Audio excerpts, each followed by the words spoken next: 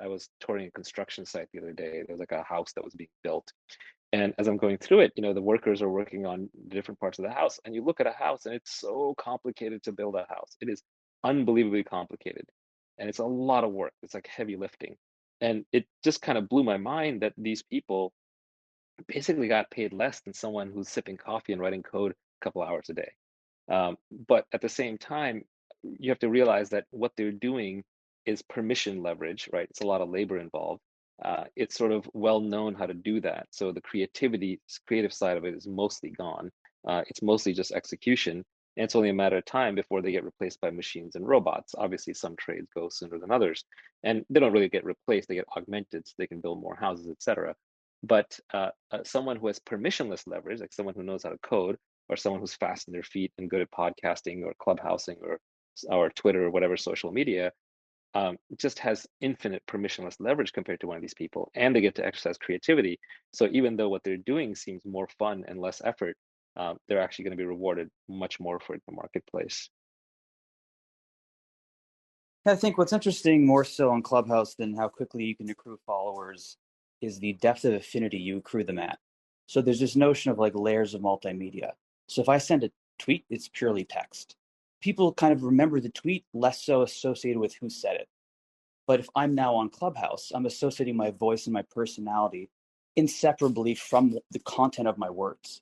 And so the memory storage, when people remember this conversation right now, they can recall the conversation that I'm having right now much better in a year from now and half a year from now, if they're able to. And so I think the depth of affinity you get when people feel like they know you goes a really long way on Clubhouse. And so it's more than just a fractional follower in terms of their recall. So like the human brain, is a holographic memory machine. Like it stores memories through different trigger points and can retrieve roughly the same memory through one of several different triggers. And so if you're memorizing something, for example, you want to do it in multiple ways. For example, if you have to memorize some complicated number, one way to do it is you count it out in your fingers. Then you write it down, you stare at the writing.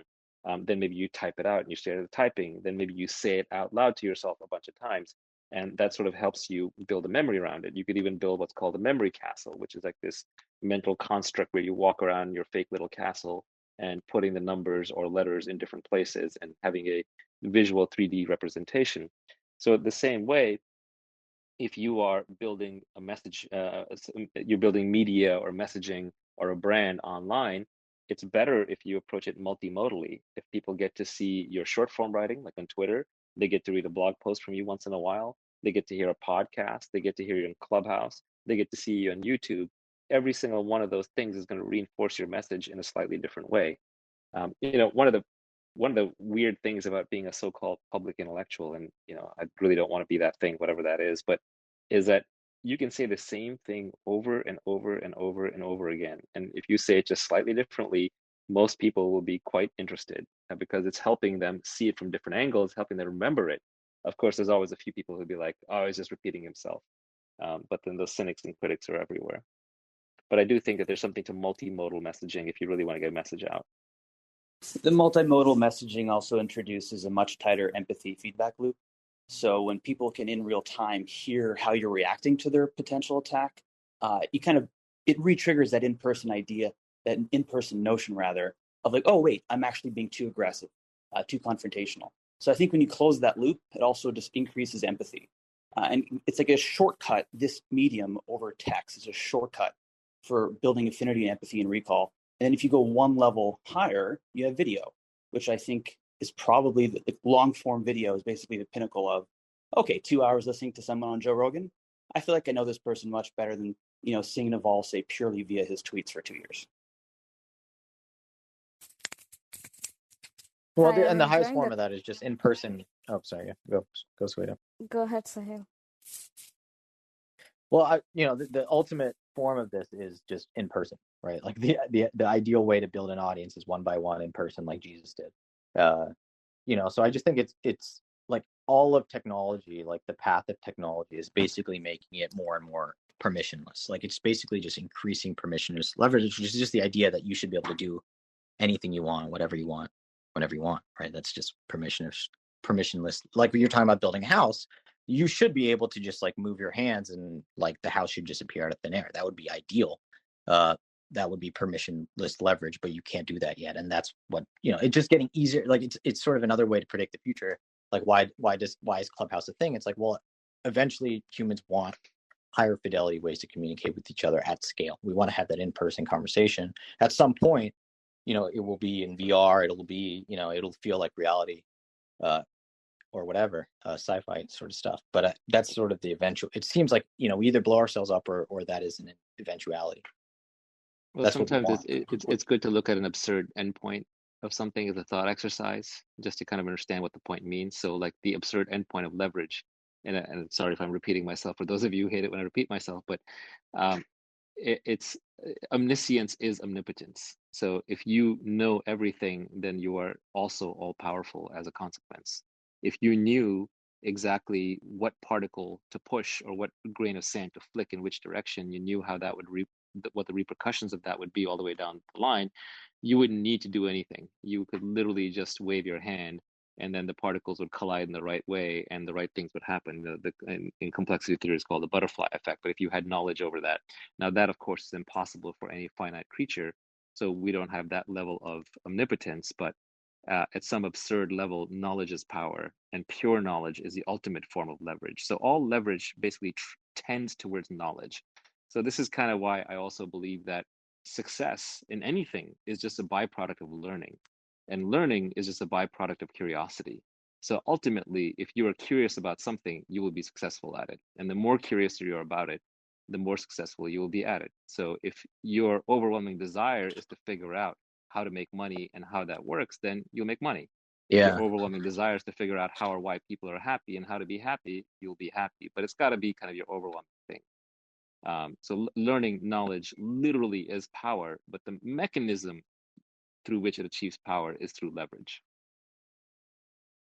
I wonder if just combining like Naval's comments with what Sahil said about like the ultimate form of leverage being one-to-one, and what Julian said about, I mean, the high empathy kind of forms of media being, video where you can see and feel people's kind of subtle changes, and one-on-one is best because you can react to them. What we give up with our scaled kind of forms of media now is just the inability to feel the audience react or to customize anything. And I wonder if our next big evolution, our next big leap forward is going to be some sort of technology. It was like technology as a placeholder word for what that technology actually is, that allows us to like at scale provide deeply reactive media, whether it's almost like the Neil Stephenson like tablet from the Diamond Age, right? It's a super, super reactive form of recorded media that lets us reach the audience deeply one-to-one, wherever their circumstance is. Yeah, I'm just waiting for the basic Clubhouse feature where you can tell if the audience is interested in what you're saying or not, right? In the real world, audiences, the equivalent is a boo or an applause, or maybe for a concert, they light some candles or they cheer or what have you, but there's no equivalent on Clubhouse yet. And so there's no feedback loop. Now you're also talking about taking it one level further, which is using technology to create a one-to-one mapping from the speaker to the listener, even when it's a mass audience. I think that's hard to do authentically. Like, yeah, you could probably code up a Cyber Sahil or Cyber Julian, and then that Cyber Julian can sort of talk to people. But I think it's going to have the GPT-3 problem again, right? It's not truly sentient. It's not truly Sahil or Julian. So it's not going to be an authentic experience. And I think humans crave and understand authenticity. And when we get something that is trying to be authentic but failing, that's kind of the worst. I think we automatically reject fakers or poor attempts very, very extremely. The emotional uncanny valley. Exactly. It is, I wanted to use that phrase, but I don't want to confuse you. But you're right. It's exactly an uncanny valley. Uncanny valley is mostly using computer graphics, where you have a 3D image of someone's face, and it's almost that person, but not quite. And it just gives you the heebie-jeebies. It's kind of creepy. So yeah, it's pretty important, I think, to be authentic. And I just don't see how you scale, how you convert one-to-many to one-to-one without losing the authenticity. So what I find really interesting is what makes somebody a very compelling real-time extemporaneous speaker. I'm just riffing here for a moment, but I think there might be two components. I think one is almost ironically, empathy for the audience. Well, perhaps not ironic, but here's what I mean. If you can project yourself as an audience member and listen to yourself in real time, if you can run that parallel thread, you can say, Julian, you're really fucking boring right now. So it's figuring out this emotional roller coaster of what people are feeling as you're talking. I think that is one component. I think another component is being able to synthesize ideas very quickly. So if you can reflexively kind of combine two things folks are saying on stage, and you don't have to sit there and premeditate it, I think that's purely biological, that second component. I think the first, however, can be trained. I've heard both Sahil and Naval speak to this, and Robbie, I know this is your area of expertise, so I'd love to hear your guys' thoughts there. Sure, happy to jump in. I mean, when it comes to extemporaneous speaking, right, the first thing is always keeping your audience in mind, and I think you really hit on it, Julian, right? We're trying to connect with them emotionally. If we can have some sort of emotional effect on who we're speaking to, that's what's going to ultimately drive that immediate signal when they're listening to you that, hey, this person has something of value that I want to continue to listen to. Then it comes down to just simply being able to stay organized in your mind as you're thinking through the different things that you want to say and structuring them in that moment. Let me just interrupt. I mean, I would say, I mean, going back to status games, it's the highest form of status is to not care. So I was just about to say, like, I don't give a rat's ass what the audience is feeling. I'm talking for myself. Yeah, me too. Fuck everybody. No, yeah, I think that the goal is to just talk and be interesting in a way that you can't fake because you're performing live. You're sort of proving this fact, and then you can do whatever you want. Yeah, the rarest thing, everyone is trying to figure out what everybody else wants to hear. That's not rare. That's common. What's rare is saying things that are true that either other people haven't thought through fully before, or things that other people don't dare to say. Those and are I would push back a little bit too on the interaction component. Like, I think Clubhouse forces that sort of, it makes it easier for us to forget that there are other people. So it's like it sort of makes it easier for us to jump. Way. That's right. Yeah, Clubhouse is designed to make you and I think that we're having an intimate, private conversation, and then letting thousands of people eavesdrop in. That's literally the whole design of the system. That's why I think they don't allow recordings, or they say not to allow recordings without everyone's permission, because they want to make it feel like it's a casual conversation, when of course it's anything but that. So basically, say what you think is interesting for yourself, pursue novelty, and if it interests you, it'll interest a significant portion of the audience. So this kind of notion. No, forget the audience. No, or it won't. Don't pay any attention to the audience. Don't pay attention to followers. If you're speaking for the audience is worthless. If you're writing for followers, your followers are worthless. This is just about any you. other sport. Like, think about a sport. Do they play for their audience? No, they play to win. That is literally the only reason that they're on the field, is to win. And so, like, if you want these people to play the best, you put them in a bubble with no audience. Yeah, playing for the audience is also inauthentic, and people, even though the people will deep down detect that, someone who's playing to the audience will eventually be boring to the audience. Yeah, I really enjoy that. I really like that framework. That resonates. Part of it also, I think, is just the authenticity of having a conversation with a buddy, like you guys are referring to. The more you can it's also about risk, I think. Like, it's risky to talk about the things that are in your head and you haven't talked about them before. You haven't performed them hundreds and hundreds of times. Like, when you're reading a script, and there's obviously, this is a spectrum, so you can have things that you've never talked about. You have you have your bits that you go to. I think it's actually very similar to sort of stand-up comedy. But I think it's about the risk. It's about the fact this is why live performance is interesting, even though you can go listen to an album and it's higher quality. You don't have to go to a music festival. Is because you're like, it's the risk involved, and it's risky, and it's the scarcity there. Yeah, it's hard to be interesting for long periods of time. Most people cannot speak extemporaneously on many topics and synthesize them on the fly, as Robbie was saying and Julian was saying. These are difficult talents. So what ends up happening is most people, when they have to go live, they end up resorting to talking about politics, news, weather, sports, because these are things that are also live. So there's always you can always say the old things again in a new way about new data.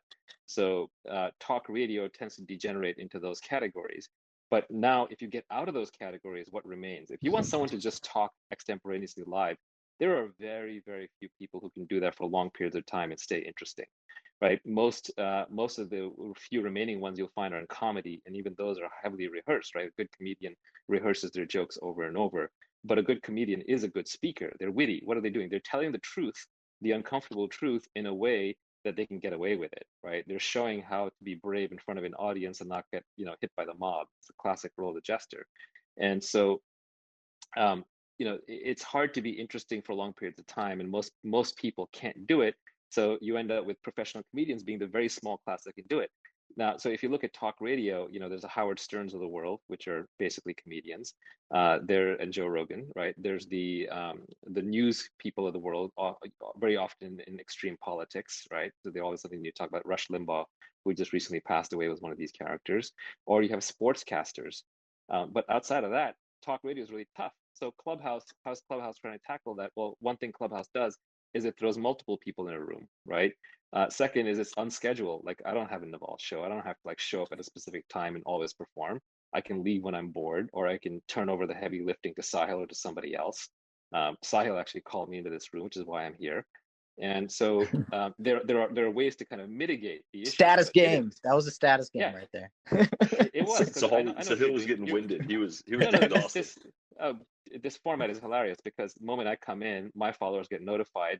Then my followers show up. Some of them stick to you. So of course you want me in your room because I suck in a whole host of followers, right? That you then leech off of. So what have you done for me lately, Sahil? I'm working on AngelList rolling funds, everybody. But I show up because Sahil is interesting to talk to, right? He's one of the few people that I can riff with for long periods of time, and he'll say something interesting, and I might learn something that I get a kick out of. So here I am. It's a bait, right? You set the bait. Here I am. But even Joe Rogan is a stand-up comedian. He's a really funny guy. He's a really interesting guy. He's got lots of opinions and everything. But even Joe doesn't make the Joe Rogan podcast about Joe Rogan. He's interviewing people because at some point you just run out of things to talk about. So you need somebody else to riff with. And so I just think the Clubhouse phenomenon is going to be interesting. Now, there are a few people in human history who can just talk and talk and talk on their own about whatever their favorite topic is, and they will inspire lots of people. There aren't many of those people, but those are the people that create movements, right? Gandhi, Martin Luther King, Hitler. These are people who are Trump. Yeah, these are people who can riff extemporaneously for long periods of time, and their audience, who is aligned with them, will forgive the foibles, understand the broader message, and then get really, really unified behind this person. So I think those kinds of leaders, for better or for worse, will emerge in Clubhouse and sort of be the dominant personalities over time. They will literally have individual cults of personality. Yeah, if you thought Donald Trump was scary on Twitter, imagine Clubhouse. I'm interested in what makes something interesting. I think part of it is novelty, like Naval was mentioning earlier. So if you break down novelty, it seems to be a few things. One is, did you say something counter-narrative? So something against what people are told is how the world works. Or maybe it was something counterintuitive. Something to the effect of like, oh shit, I had no idea that's how the world works. I didn't realize that intuitively. Or is it shock and awe? Or is it a really elegant synthesis, maybe? So I think it's all of those things are the same thing, which is truth. It's telling the truth, either a truth that people didn't already know, or it's a truth they knew but couldn't articulate the right way, or it's a truth that they did know, could articulate, but were too afraid to say. It's all about truth. It is very difficult to speak truth in front of a large group of people, and it takes a lot of verbal skill and a lot of synthesis to do it. And yes, you can teach them something new, but eventually you'll run out of new things. So then a lot of it becomes about articulating old things in new ways. Like, what is wisdom, right? Wisdom cannot be communicated. It's something that has to be learned on your own, has to be experienced, and you have to synthesize it for yourself. Knowledge, we can collectively build knowledge. If you figure out how to build an airplane, then I can take your schematics and build the next airplane and improve upon it. But if I figure out, how to have a good love life, and that comes after lots of bad relationships, I can't pass that on to you. You have to figure that out for yourself. So wisdom has to be rediscovered by people one at a time. That said, what I can do is I can remind you of things that you already know. And the best way to do that is to get past cliches, because cliches are things you've heard too often. And I can re-articulate something that I've learned in a new way. So it strikes at the core of yourself and reminds you that, yes, I should keep that in mind. Thank you for re-articulating that for me. And so that is something you can get rewarded for, which is communicating truths, but these are truths that have to be learned individually, and you can only be reminded of, but can be re-articulated. So all of the 3 points you made, I think, fall under the category of truth. Yeah, that resonates. So something like truth plus authenticity and not giving a fuck about the audience. There's something there. And there's one more Well, component. they all go together. If you give Well, a fuck truth about the is audience, is there's the no ultimate. truth. Yeah, if you care what the audience thinks, then you're pandering to them, which means you're saying things you don't necessarily believe to get a certain reaction of the audience, and that's falsehood. That's Yeah. lying. So my Twitter account, like the reason it works is because I post the Gumroad financials every month. All the other tweets are fine and fun, but I think the reason that I have real skin in the game because that's the only thing that matters. That's the thing that people judge me for. Am I running a successful business or not? Like that would change everything about me. For the reason I'm not, my identity, I'm fine. Don't worry about it. But for other people and for the status game, that's the thing that really matters. And I think it just always goes back to it's about truth and it's about taking risks. It's about you acknowledge you have to find the truth to sort of succeed after you take the risk, but it's just about making bets and then succeeding in public. I think people talk about building in public all the time. That's not what's important. What's important is succeeding in public. Yeah, by the way, Sahil, I don't think that's true. Okay. I know that's your perception of why you think you might have credibility, but I don't think that's true at all. I think Feel free to tell me why my tweets are better than I think. No, your tweets stand on their own. They're good tweets. You have a lot, some of them are derivative of mine, so I forgive that. You did come after me on Twitter, so I grabbed all the good stuff early. Well, I mean, I came in early and I timestamped all the good stuff, so everyone else looks derivative, so fine. But yeah, so some of them are derivative, some of them are obvious, but you have some really good tweets. You have a lot of tweets that make me stop and think. And not a lot of people on Twitter do that. And there's a lot of wisdom in your tweets. It comes from your pain. I knew you when you were young and insufferable, right? You didn't have much interesting to say. You had a lot of technical things to say, but you didn't have much wisdom to you. It's only when Gumroad almost died and you suffered over it that you gained the wisdom, and then your tweets started getting really good because your internal thinking got really good. The Gumroad thing itself, I think that's a scar tissue that you have because Gumroad almost failed. So for you think it's important that Gumroad has to succeed for you to be taken credibly. Just like when Gumroad was failing, you thought that no one was taking you credibly. Neither of those were true. I think you were your own worst critic, which is fine. That's what it takes for a successful entrepreneur. A successful entrepreneur is their own worst critic. But you could stop tweeting the Gumroad financials tomorrow, and I don't think anybody would care. Your credibility is not derived from how Gumroad is doing. There are a lot of people who are incredibly successful financially who put out tweets that are complete garbage.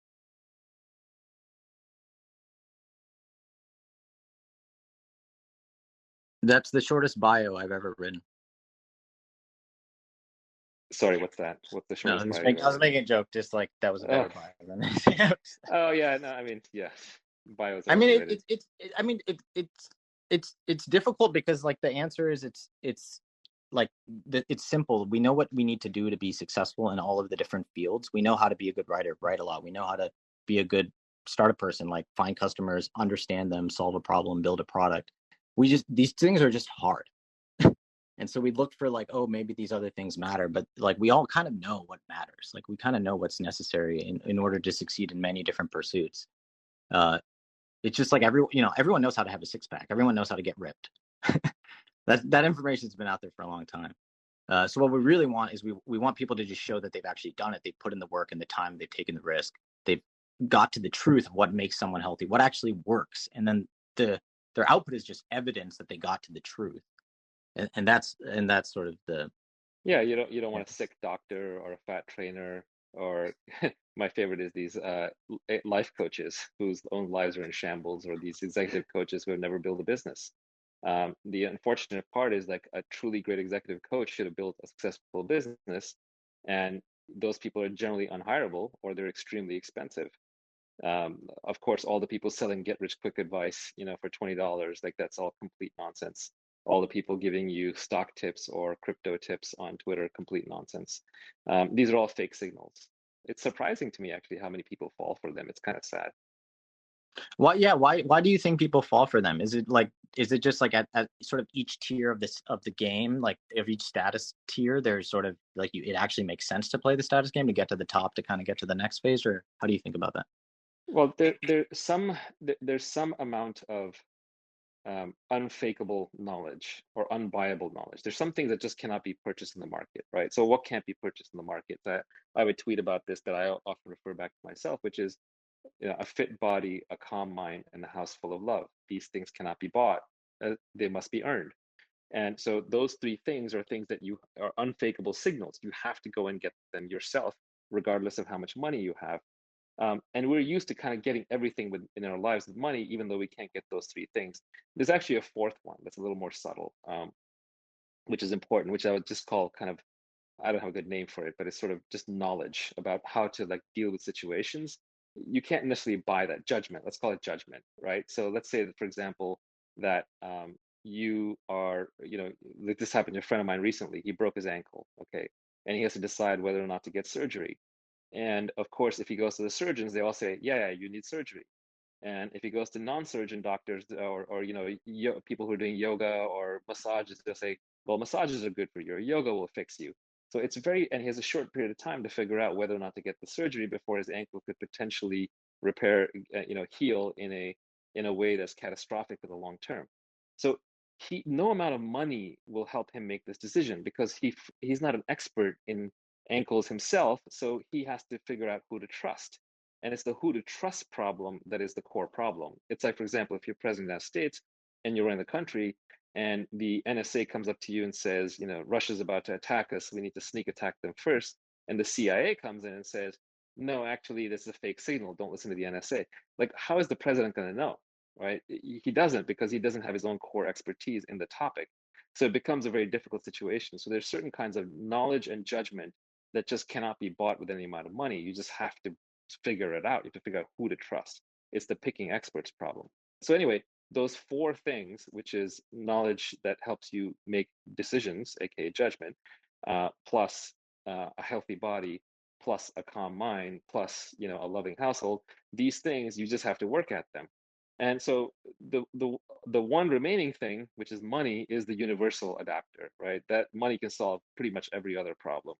So people know that, so they want the money. And there's a certain desperation and a certain hunger for money in our society, which I kind of feel bad about, which is why I did, partially all the how to get rich work to help people figure out the principles of making money or creating wealth, I should say. It's that people are so desperate for how to figure that out that even when they know that this thing is probably scammy, it's probably a waste of time, this guy probably doesn't know what he's talking about, he might have a good tidbit in there, right? They're so desperate. And it's a little sad because making money, as I was saying, it's an inevitable byproduct of learning. And that's not the road people are able to go down. A lot of times they've already completed a university degree, might be a single mom, might not have any avenue to making money, might be a factory worker, might be at Starbucks, what have you. And they're like, oh man, I really, really need to figure out how to break out of this. I need to figure out how to make real money. And these people are desperate. And so to them, it's like, okay, well, I'll spend the $20. I'll go to the seminar, I'll listen to this guy. He does seem to dress well. He does drive a sports car. Maybe he has some clue, but they don't even know where to start. And I feel bad for those people. And, thanks to Eric, the Naval Almanac exists and it's out there. And hopefully people will read at least some principles of wealth creation. And at least at a high level, be able to, make some good decisions and differentiate from charlatans and get rich quick schemes from having real judgment, real learning that can help them make money and learning leverage. Leverage is actually the biggest piece of it. Accountability, great. You can make it big without accountability. Even specific knowledge, like very important, but you can actually make it without specific knowledge. But if you don't have leverage, you're never going to make real wealth. So leverage is actually probably the most important component of the principles I've discussed. I feel like you did us a big favor by labeling that leverage and just putting the big buckets in place. But I'll tell you, Yeah, one of the idea that, of leverage is as old as the hills. I don't take any credit for sort of pushing that, but I think the pieces. Let me tell you the two pieces that I didn't read elsewhere that I thought I uniquely figured out for myself. One was specific knowledge, and then the whole thing around specific knowledge. How do you build it? Well, it feels like play to you, but looks like work to others. And it's something that you probably intrinsically already possess since you were a child, or learned through intense curiosity.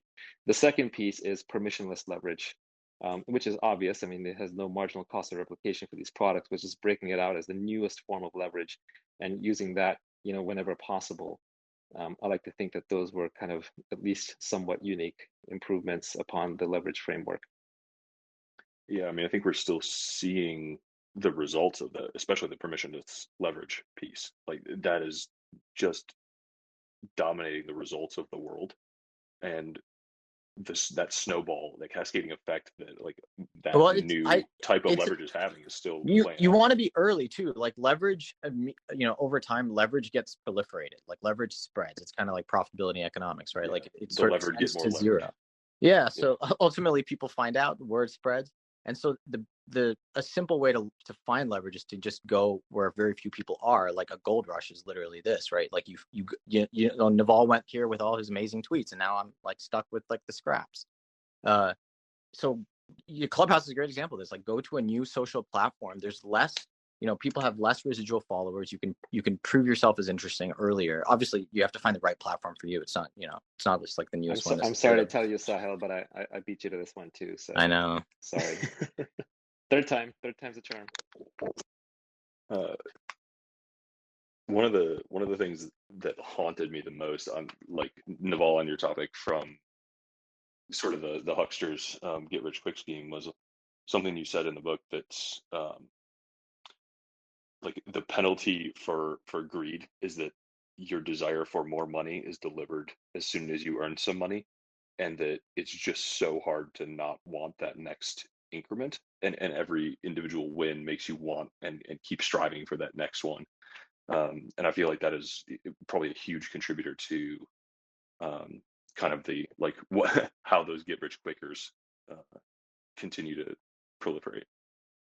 Yeah, well, the problem is that the desire to make money is very hard to turn off. It's not like you can turn it on at max and then you can turn it off at some preset number.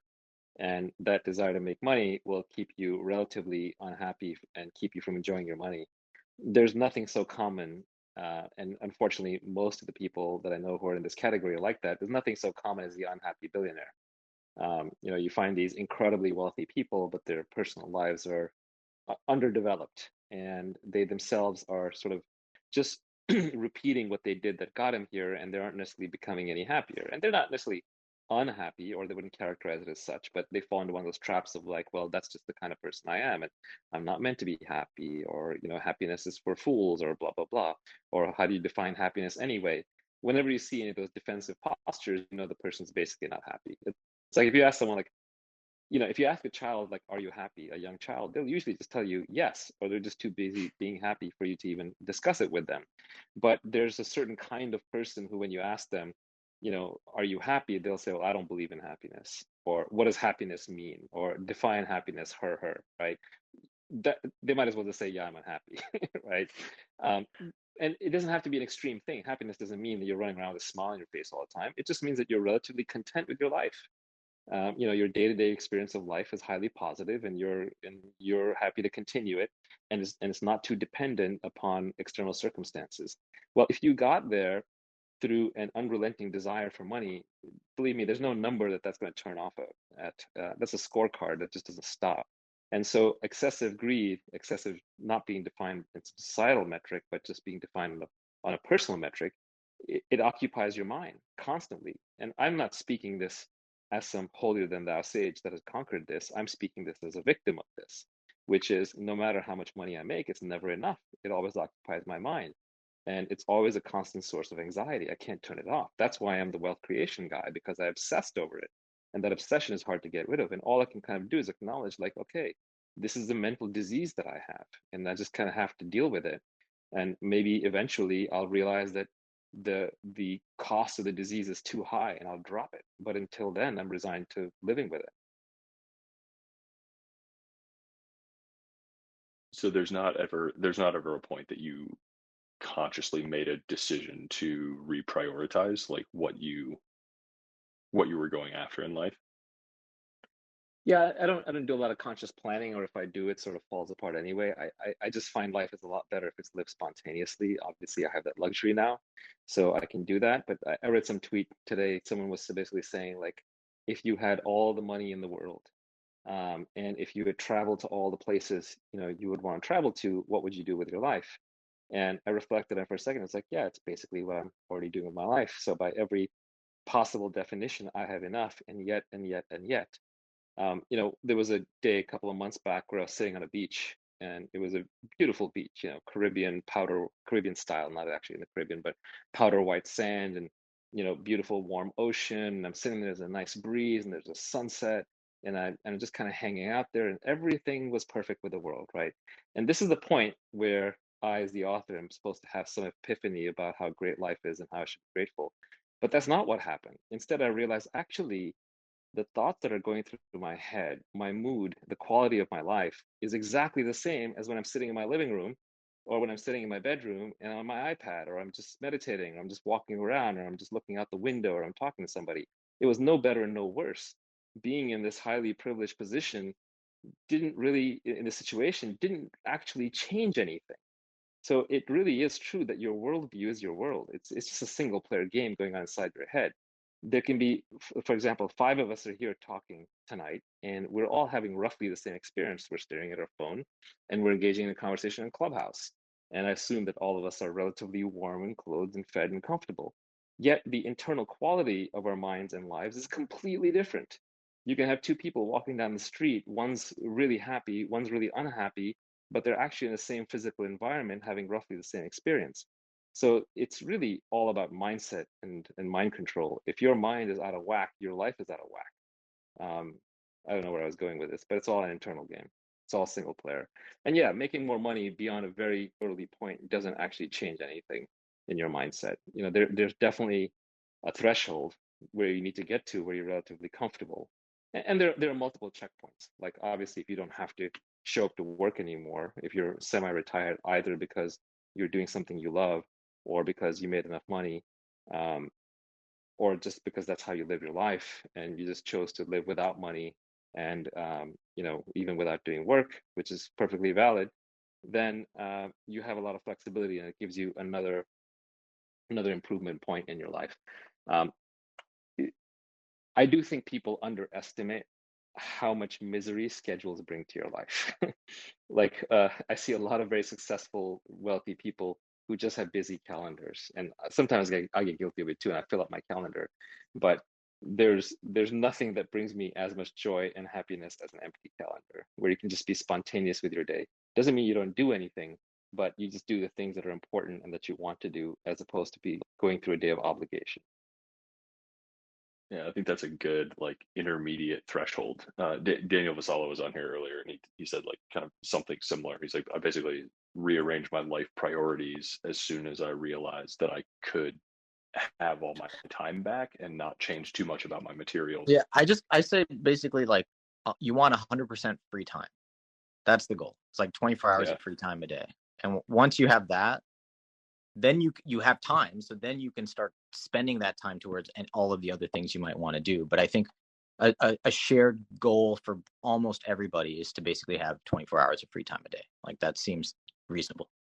Yeah, one model that might be helpful, just to jolt people awake on that, is, and I didn't make this up, I read this somewhere. Unfortunately, I don't remember the original author, but we're all born time billionaires, and we just get poorer with time as we go on and on and on as we spend our time. You know, Warren Buffett probably is a time millionaire, and I'll bet you he really wishes he could be a time billionaire, but the time billions are gone, and what's left are the money billions, but he can't trade those back for time. Ask any rich person, you know, how much money they would give up to be 10 years younger, and I think most of the sane ones would tell you all of it. I mean, ultimately, that's the thing you can't leverage. It's the only thing you can't leverage is time.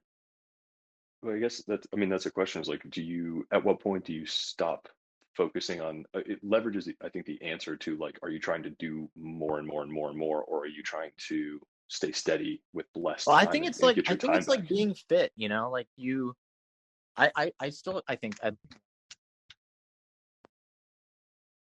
truth is you're just idling. Like you're unless you're like, you know, at above a certain weight, that is probably more than most people weigh. Like you're not going to die early, you know, like your life is relatively what you want it to be. And the same, you know, you're just kind of like, I don't know, just filling your time doing things that you hopefully enjoy doing. But like you know, as long as you stay within that band. Yeah, maybe like, I mean, tactically, like, how do you protect your time and ensure that, you know, especially being like public figures, you know, everybody up here has at least a few thousand followers here and many more on Twitter. Like, how do you protect your time and ensure that you have that or work towards that 24-hour? Say no to everything, delete emails without flinching, and without responding, without flinching. walking meetings only, make them short, ask them to do it by email and text instead. I mean, there's lots and lots of techniques. Two-factor auth for your calendar. Basically, if you agree to a meeting, then don't actually agree. Wait 24 hours, make a note to yourself, go back and see if in 24 hours you agree. Another rule I have is if you wouldn't take the meeting now, then you probably won't want to take it later. These are all just reminders. Obviously, I still end up overscheduled and with too many meetings, but you basically just have to keep meetings off your calendar. 30-minute meetings instead of hour meetings. No pleasantries. If you've ever done a meeting with me, you'll know I just don't bother with pleasantries, either introductory or goodbyes. Right? Let's just cut to the meat of it. So there's lots of techniques, but what all it boils down to is, there's a line: the destination creates the avenue. So if you are completely convinced that meetings are generally a plague and you want to do as few of them as possible and you hate them with a passion, then you will find ways to not do meetings. Naval, I have never gotten emails faster from anyone or shorter from anyone as consistently as I get them from you. Like no more than 10 words, no more than 10 minutes. If you're ever going to reply, it's a if miracle. I'm ever going to reply, right? But most of the time I don't reply. Yeah, most people I don't reply to most of the time. I used to have for years. I used to have an autoresponder set up on my email, which just said indiscriminately to everybody, because Gmail unfortunately doesn't let you be too discriminating about it. But it just said, I'm off the grid and not checking messages. I think that's still was my on, email autoresponder for years. Oh, is it? I thought I'd turn it off, but yeah. I mean, one of the things I've realized is that in email, people are really good at creating work for you, right? A lot of inbound emails, somebody else had a whim and created a task for you and then stuck it in your inbox, and it's like, here's a to-do for you. And you have no obligation to respond. You have no obligation to engage. A simple rule that I really like is, do I have to do this? And if the answer is no, don't do it ever. Because the things you have to do, you're already doing. So just, basically don't respond to anything that you don't need to respond to, which should be very, very few emails over time. I think another tip is just don't consume shit. Like, don't spend your time like consuming a bunch of crap. Like, so many people complain about how little free time they have and how busy they are, and then they tell me like the intricate details of Game of Thrones. And I'm not saying this to be holier than thou. Like, I just happen to not care as much. But you just have, ultimately, like, there's time in lots of places. Like, if you actually break down 24 hours a day, it can be a lot of time. Saying I don't have time is another way of saying it's just not a priority, right? It's just you want to spend your time the way you want to spend it, and if you want to be productive, then don't. I actually think watching movies, TV, news, sports, it's largely a waste of time. Video games, largely a waste of time. Not to say I didn't do it. I spent large portions of my life watching all of those things and playing tons of video games, but at some point or another, I just started viewing them as a waste of time. Honestly, I've read a ton of fiction books, and I now view most fiction books as a waste of time. It's very hard for me to engage in fiction because I'm just like, all right, cut the chase. Tell me what the new interesting thing to learn is. Because I just read too many of them. I'll recognize the storyline, the archetype. I can kind of see where it's headed, and I just have a hard time caring about these fictional characters because I myself am too conscious of my semi-fictional life where I'm dying 1 second at a time, and I have no time left. I don't have time to read about this person who doesn't exist to learn some life lesson that I either already know or I can learn more succinctly elsewhere. Time is literally everything. It's incredibly precious. There's nothing more precious than time. Literally nothing more precious.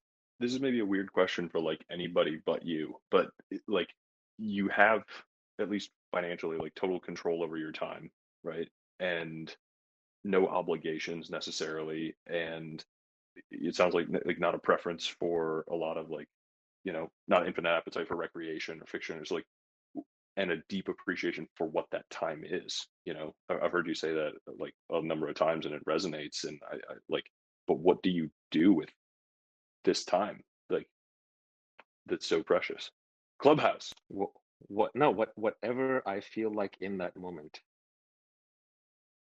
And it can be a waste of time according to somebody else's definition, but whatever I feel like in that moment is the right thing for me to do.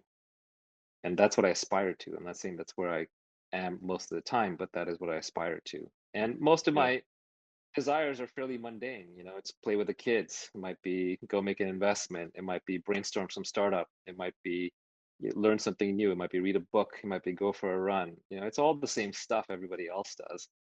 But I just want to be able to do what I want when I want. That's all. And by the way, by most people's definition, I might just be wasting a lot of time. Like right before I got in this Clubhouse, I was socializing and I was playing with my kids, right? That's not quote unquote productive time, but it's what I wanted to do at that moment. Do you, looking back at like how much earlier you could have had that experience, like do you lament those years maybe that you could have gotten that free time back and lived more No, at the your past whim? is a fiction. The past is a fiction. Don't spend any time thinking about the past. It doesn't exist. It's not real. Yeah. No one can time Okay. travel back. More advice then. Yeah. Or No, it's just counsel for others. complete waste of time to think about the past. There's nothing there. You can't go back. Yeah, maybe if you have some important lessons to learn, but those lessons can be learned pretty fast. You can synthesize that data very quickly. There's no need to reminisce upon the past. I think people get trapped. A lot of people are sorting out their past when the past is just entirely contained in your head. It's not anywhere else. And so the easiest way is just to kind of get over any problems or reinterpret them in a way that it serves you and just move on, because the present is all that actually exists. So that's where you live, that's where you exist, that's what you got to spend time on and time within. And any moment where you're not present, you're literally squandering time. So I had this thought today, actually, coincidentally, which is, what is a good use of time? How should time be spent, right? How do you know that you're getting the most out of every moment? And so then I was like, okay, well, I want the time to be useful and engaging, and I don't want to be too mentally disturbed or anxious while I'm in that time. So what is that? Well, there's flow state. I could be in flow, but flow, the way that it was defined narrowly in that famous book, I forget the author's name, but it's like a difficult Russian or Polish name, but so forgive me for that. But the way flow was defined in that book was that you were engaged in a task at the edge of your capability, where you were good enough at it that you could actually pull it off, but not so good at it that it wasn't challenging to you. So you're doing challenging work at the edge of your capability, and that's flow, and that's a good use of time. Well, that's like a couple hours a day. That's not good enough. What about the rest of my day? And so I thought about it, and like, really what you want out of your time is you want to be in flow every moment. And how do you get into flow every moment, whether you're brushing your teeth or walking the dog or reading a book or speaking on Clubhouse? Well, you have to do it in such a way that you're completely engaged, you're fully aware, you're completely present. What does that mean? That means that your mind isn't running out of control. So ultimately, if you don't want to waste time, your mind has to be under control. And you can't control your mind. It's an uncontrollable monkey. Now we're in catch-22 land. So all you can do is be aware of your mind being out of control, because that gives you a level of detachment from your mind that then lets you be in flow. So the very, very subtle answer to the very difficult question of how you should spend your time, the answer is by being self-aware within every moment. Yeah, I think a lot of people, they try to get better, but it's just become more observant of who you are, and you will automatically just get better. Like if you could, or you don't, but all you can control is just being aware of what you're doing. There's just far too much going on, where you were born, what languages you speak, who you were born to. Like there's so many variables that this present moment consists of. All you can do is just observe as much of it as possible. Well, you are a play of a set of infinite forces launched from the Big Bang, intersecting at this precise moment. Your inputs into that and your ability to control that are incredibly limited, if they exist at all. So the best thing to do is, of course, function to the best of your capability, but just be as aware as possible, as self-aware as possible, because you're always aware of the environment around you, right? So your awareness always extends in the environment. The problem is it extends too far out into the environment. You lose your self-awareness, then your mind starts running crazy. You're constantly reacting to things. The moment slips away from you because you're lost in the past or the future, which don't really exist, and your time is wasted. But if you are immersed in the activity because your mind is quiet, and generally it's quiet because you're self-aware of it when it's running around, then there's a certain level of flow state that you can enter into your everyday life, and that is time well spent. And my little hack for this is just trying to zoom in, right? Like even the tiniest like bite of food or sip of water or like whatever can be a deeply immersive experience and pull you into the present. Well, it's like the first level was 100% free time, and then the second level is 100% flow state. Yeah, I think that's right. Well, and it doesn't, the beauty is if you get 100% flow state, it doesn't even have to be free time. So free time, in a sense, is True. a crutch. It's a crutch because you don't know how to be immersed in whatever it is that you're doing. And a truly present person, almost like an enlightened Buddha-like being, would be perfectly happy whether he or she was busting rocks in a chain gang, or playing video games, or sitting there and staring out into space. Well, I had a tweet today. It said, if we often use this term at Gumroad, like we want to help creators earn a living doing what they love, and I sort of joked like the easiest way to make a living is to doing what you love is to fall in love with making money. Like if you love the act of doing it, then inherently, like, and it's kind of the same with all of these things. If you just fall in love with it. Yeah.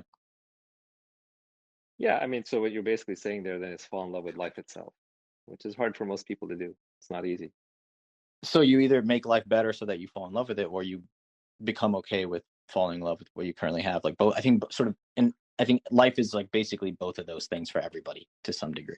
Well, one of my favorite tweets of all time is by Charlie Knowles, who I followed on Twitter for a while, and he tweeted that at the end of the day, you have to believe that either everything is a miracle or nothing is. And that's a very deep statement. Basically, if you believe in a single miracle, like for example, if I don't know, if the Holy Spirit just popped up and performed one miracle in front of you, that means then there are miracles everywhere because you can't take anything for granted. Everything has to be a miracle. Or you're completely atheistic and you believe that there are no miracles, that it was all just kind of random. But that one simple, the answer to that one simple question will basically define your entire worldview. But it has to be an authentic answer. Unfortunately, we're mostly agnostic. Most Yeah, of us just wander it's through a funny. It's haze like of I don't know. it's so easy to find out if you're happy, which is like, at this moment, everyone can ask themselves, like, at this moment, do I have what I want? Would I change something about this moment? I personally would not right now. Then you're happy. And if there is a change that you want, if you want it, you can either stop wanting it. That's sort of maybe preferred and the cheapest option, or you get what you want. And then maybe you like, those are just the two outcomes. It's kind of like what you said, life is, what is it? Two questions, right? What do you want? And did you get it? On Yeah, the I time mean, savings front from earlier, there's this notion of sort of the decay of perceived urgency. So I try to disallow people from booking with me in the next couple weeks out. Try to push it 3-4 weeks out. What happens is the week of, I usually find myself asking, "Oh, this is actually not nearly as important nor urgent as I thought it was," and I just cancel it. And that's been pretty high ROI for me for just clearing out my calendar. Earlier, Sahil, you were mentioning why do people fall prey to credentialism? Like the whole Clubhouse bio idea. I was thinking about that. I think part of it is if you lack the skill to discern one's output for yourself, like some guru, they say they're good at something, you then have to over index on credentials and awards as proxies for their competency or their status. And what happens is people who have themselves not won awards overvalue awards, whereas people who've won awards don't value them very highly because they realize their bias and arbitrariness.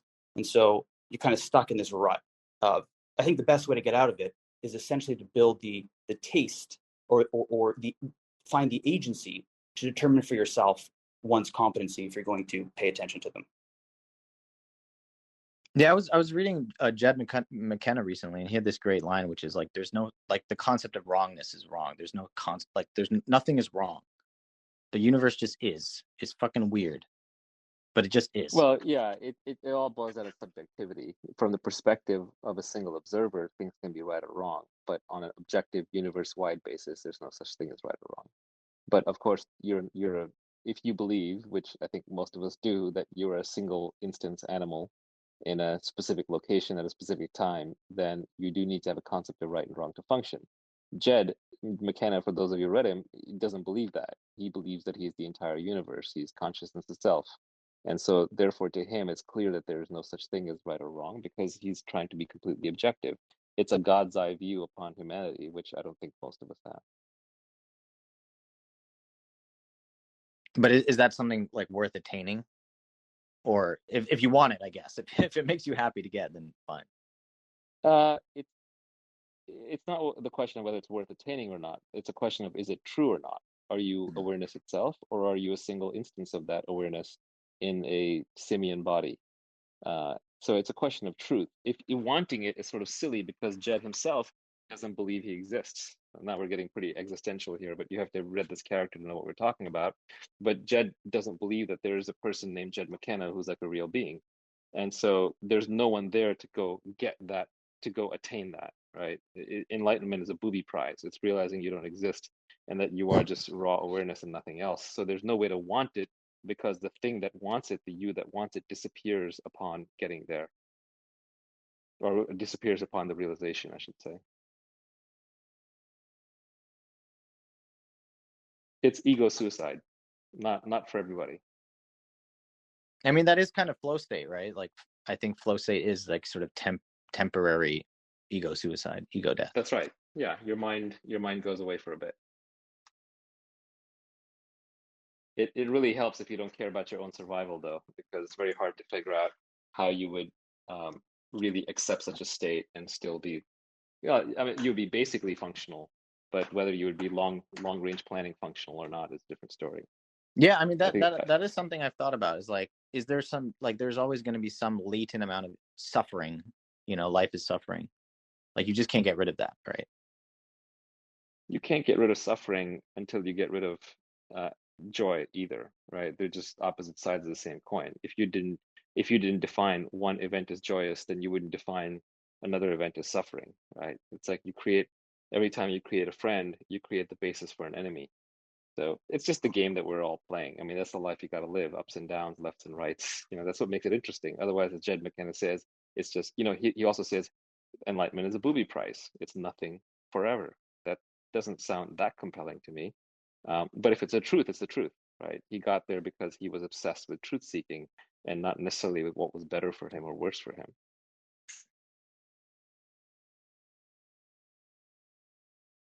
Awesome. Well, let's call it a wrap. That was Leverage. Sounds good to me. Thanks, everybody. Coming, everybody. Have a great night. Yeah. Great night. Bye-bye. Bye. Right.